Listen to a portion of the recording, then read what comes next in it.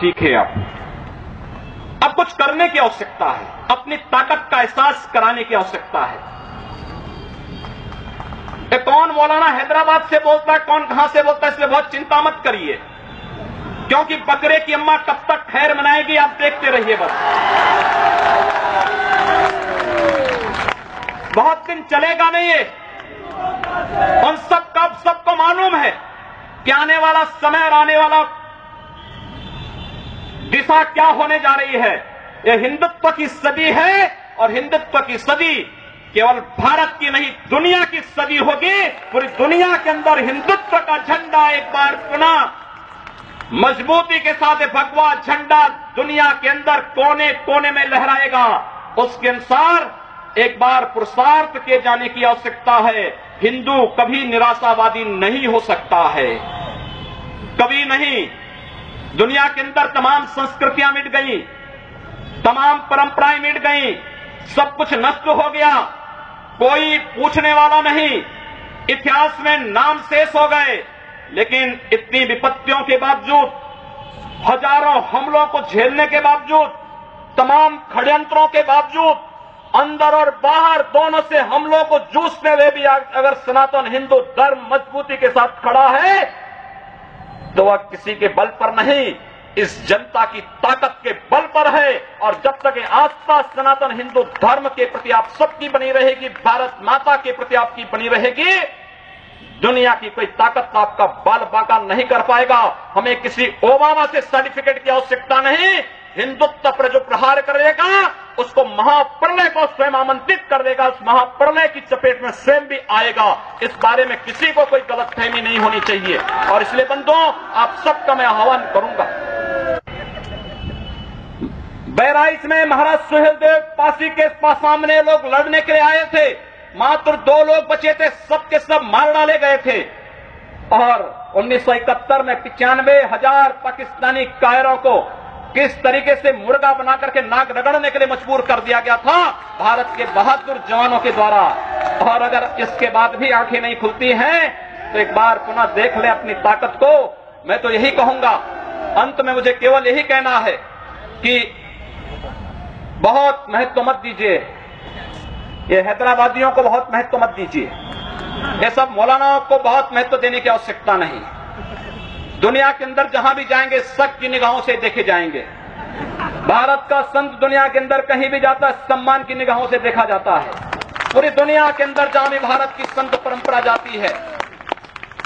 Singapore में मैं गया, मैं देर में पहुंचा, जब एयरलाइंस में बैठने के लिए हुआ तो उसने मेरे कपड़े देखे और सबसे आगे की सीट में बैठे हुए लोग वो खड़े हो गए, वो मुझे बुलाने लगे कि आप आगे। मैंने कहा नहीं, मेरी सीट पीछे। कहा नहीं आप आगे बैठिए। वहां की थाईलैंड में गए, वहां की बस में आगे की 2 सीट तो केवल संतों के लिए है, यानी मुफ्त में यात्रा करिए, जितनी यात्रा कर सकते हैं। दुनिया के अंदर कहीं भी आप जाएंगे, भारत की संत परंपरा का सम्मान है और भारतीय नागरिकों का सम्मान है। यह भारतीयता की देन है। ओबामा जी, इसके लिए किसी से हम लोगों को सर्टिफिकेट लेने की आवश्यकता नहीं। हमारा प्रमाण हमारी विरासत है, हमें जो कुछ भी मिला है वह दुनिया के सामने है। लेकिन याद रखना, अगर कोई हिंदुत्व को छेड़ेगा तो वह मानवता की बर्बादी का संदेश होगा और कुछ नहीं होगा। हिंदुत्व दुनिया के अंदर सुख और शांति का प्रतीक है और विश्व हिंदू परिषद इसका नेतृत्व कर रहा है। विश्व सुरक्षा की गारंटी हो। मैं कहता हूं भारत के मौलानाओं से और भारत के पादरियों से भी, आज ISIS नाम का एक आतंकी संगठन इराक और सीरिया के अंदर जिस निर्ममता के साथ मानवता को कुचल रहा है, वहां पर यजीदी समुदाय के साथ साथ तमाम अल्पसंख्यक समुदायों को बड़ी निर्ममता के साथ काटा जा रहा है। और यही नहीं, शिया मुसलमानों को भी मारा जा रहा है, उसी बर्बरता के साथ काटा जा रहा है। भारत के सब मौलाना मुंह बंद किए हुए हैं, क्योंकि इनको लगता है कि अगर ISIS के खिलाफ बोलेंगे तो वह एक प्रकार से इस्लाम के खिलाफ वक्तव्य होगा। क्या इस्लाम का स्वरूप या बर्बर स्वरूप है इस्लाम का? हम आखिर साबित क्या करना चाहते हैं? जब पाकिस्तान के अंदर वहां पर धर्मांतरण की गतिविधियों में लिप्त पादरियों की निर्मम हत्या होती है, तो ओबामा कुछ नहीं बोलते, तब ब्रिटेन कुछ नहीं बोलता, तब ऑस्ट्रेलिया कुछ नहीं बोलता, तब दुनिया के अंदर वेटिकन सिटी से कोई आवाज नहीं निकलती है। मैं एक दिन पढ़ रहा था मक्का के बारे में, सऊदी अरब के उस पवित्र शहर के बारे में। कहा जाता है कि मक्का में कोई गैर इस्लामिक नहीं जा सकता, कोई गैर मुसलमान वहां नहीं जा सकता।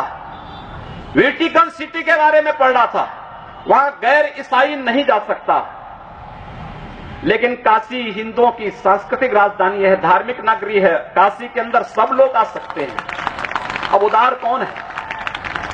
यानी हमारी काशी में सब लोग आ सकते हैं, ऊंची ऊंची मीनारें बना सकते हैं, मीनारों से चिल्ला सकते हैं, तो भी हम पर आवाज, तब भी हम पर आरोप लगते हैं। लेकिन सऊदी अरब में, मक्का मदीना में कोई दूसरा नहीं जा सकता, कोई नहीं जा सकता, कोई दूसरा गैर मुस्लिम नहीं जा सकता। वेटिकन सिटी में कोई गैर ईसाई नहीं जा सकता, लेकिन उन पर कोई आरोप नहीं लगता है, आरोप हम पर लगता है। आप उन सच्चाइयों को देखिए।